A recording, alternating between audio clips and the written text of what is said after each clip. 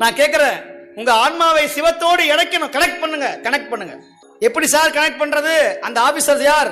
அதுக்கு என்ன டாக்குமெண்ட்? ஒண்ணும் இல்ல, 12 திருமுறைன்னு அந்த டாக்குமெண்ட் இருக்கு, அந்த அட்டை.